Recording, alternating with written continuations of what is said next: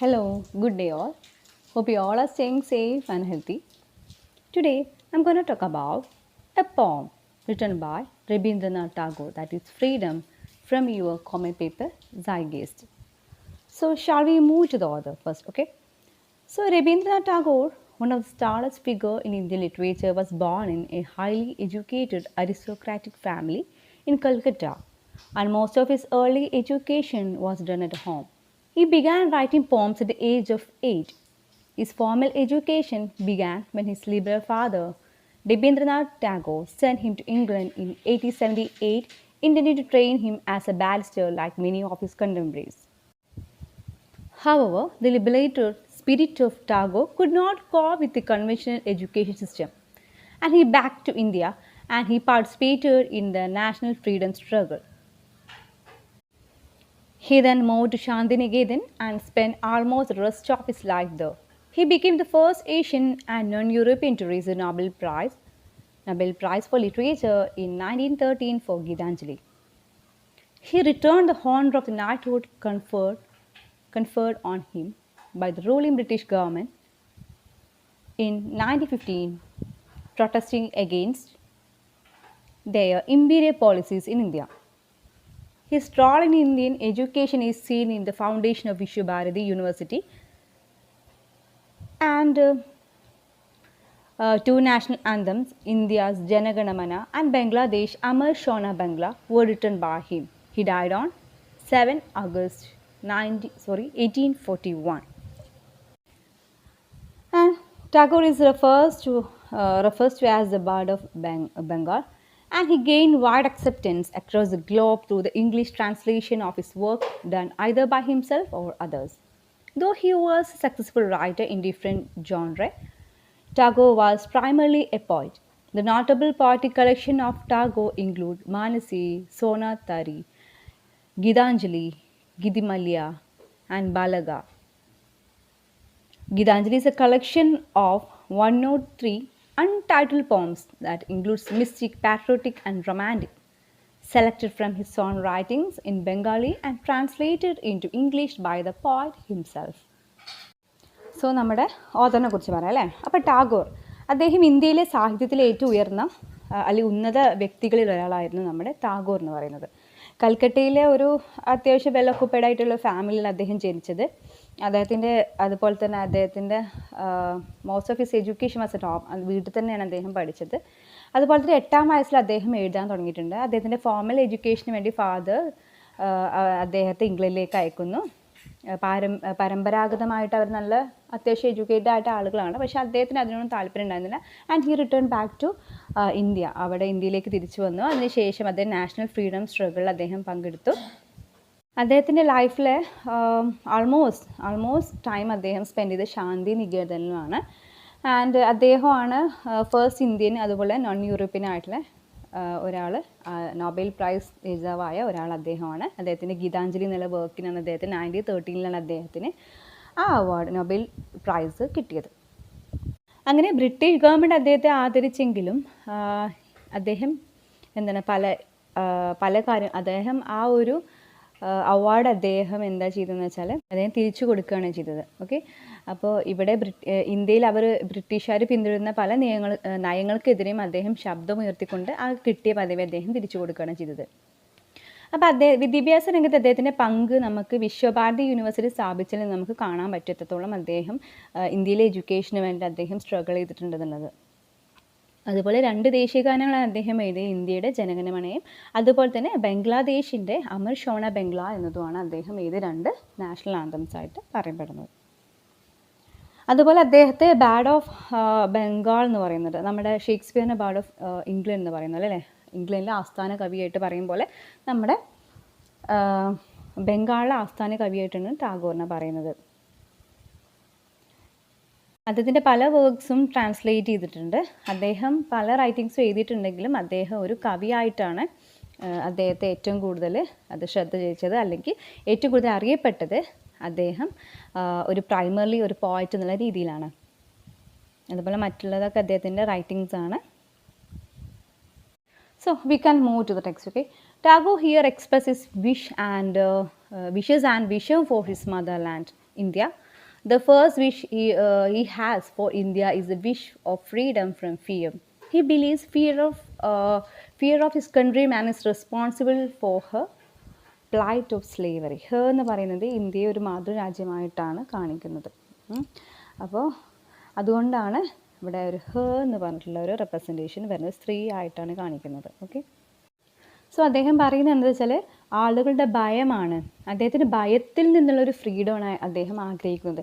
അപ്പോൾ അദ്ദേഹം നമ്മുടെ ടാഗോർ പറയുന്നുണ്ട്, he believes fear of his country man is responsible for her plight of slavery. അപ്പോൾ ഈ മദർലാൻഡിൻ്റെ അവരുടെ തന്നെ റെസ്പോൺസിബിലിറ്റി, അല്ലെങ്കിൽ അവർ തന്നെയാണ് റെസ്പോൺസിബിൾ ഈ ഇത്തരത്തിലൊരു അവസ്ഥയിലെത്താൻ. അപ്പോൾ അവരുടെ ഒരു പേടിയാണ് ഇപ്പോൾ നമ്മൾ കാണുന്ന പ്ലൈറ്റ് ഓഫ് സ്ലേവറി എന്ന് പറഞ്ഞാൽ ഡേഞ്ചറസ് ഓർ ഡിഫിക്കൽട്ട് സിറ്റുവേഷൻ. അപ്പോൾ ഇന്ന് കാണുന്ന ഈ ഡിഫിക്കൽട്ട് സിറ്റുവേഷനിലേക്ക് എത്താനുള്ള കാരണം എന്താണ്? It is because of the fear of his country man. അദ്ദേഹത്തിൻ്റെ കൺട്രിയിലുള്ള എല്ലാ ആളുകളുടെയും പേടിയാണ് എന്താണ് this responsible for he plight of slavery. So in the first two lines of the poem, he refers to India as a motherland and state that he wants India to be free from fear. And his use of alliteration or repetition of the F sound in the word freedom from fear and freedom again in the first line emphasizes the urgency of his call for Indian independence. The word freedom is repeated throughout the poem to express the poet's deep wish for his country to be independent. In the third line, he built on the image of India as an aging mother, and he wants her to be freed from the burden of ages, which refers to the yoke of English control of India. അപ്പോൾ ഇന്ത്യയെ motherland ആയിട്ടാണ്, അതായത് മാതൃരാജ്യം അല്ലെങ്കിൽ എന്താണ്, അതെ മാതൃരാജ്യമായിട്ടാണ് ഇന്ത്യയെ ഇവിടെ refer ചെയ്യുന്നത്.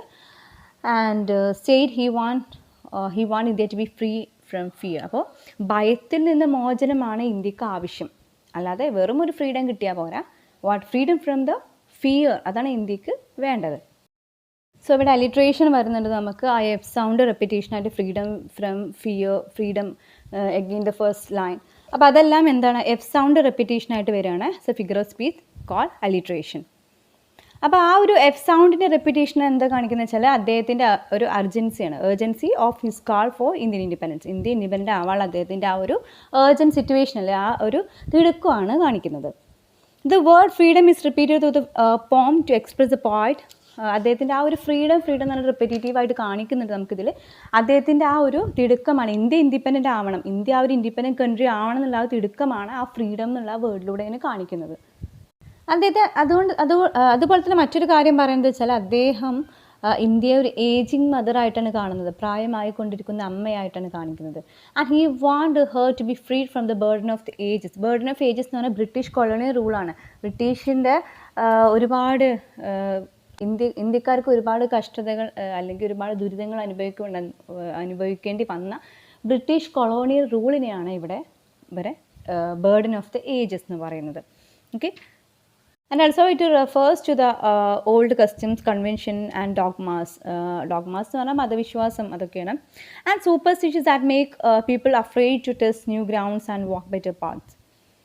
അപ്പോൾ പഴയ പല രീതികൾ, ആചാരങ്ങൾ, വിശ്വാസങ്ങൾ, അന്ധവിശ്വാസങ്ങൾ ഒക്കെയാണ് ജനങ്ങളെ പുതിയ വഴികൾ പരീക്ഷിക്കുന്നതിൽ നിന്ന് നിർത്തപ്പെടുന്നത്. ഓക്കെ, അപ്പോൾ ഇതാണ് കാലത്തിൻ്റെ ഭാരം എന്ന് ഇവിടെ, അല്ലെങ്കിൽ ബേർഡൻ ഓഫ് ദി ഏജസ് എന്ന് പറയുന്നത് ബ്രിട്ടീഷ് കോളോണിയൽ റൂളാണ്. അത് ഇന്ത്യക്കാർക്ക് പ്രത്യേകിച്ച് റോളൊന്നും ഇല്ലാത്ത, ബ്രിട്ടീഷുകാർ പറയുന്നത് കണ്ണടച്ച് വിശ്വസിക്കുന്ന, അല്ലെങ്കിൽ അവർ പറയുന്ന മാത്രം ചെയ്യാൻ പറ്റുന്ന, ഇവിടെ നമ്മൾ ഒന്നും ചെയ്യാൻ പറ്റാത്തൊരവസ്ഥ വരുന്ന ഇന്ത്യക്കാരായി നോക്കി നിൽക്കുന്ന അവസ്ഥ, അതൊക്കെയാണ് ബേർഡൻ ഓഫ് ദി ഏജസ് എന്ന് പറയുന്നത്.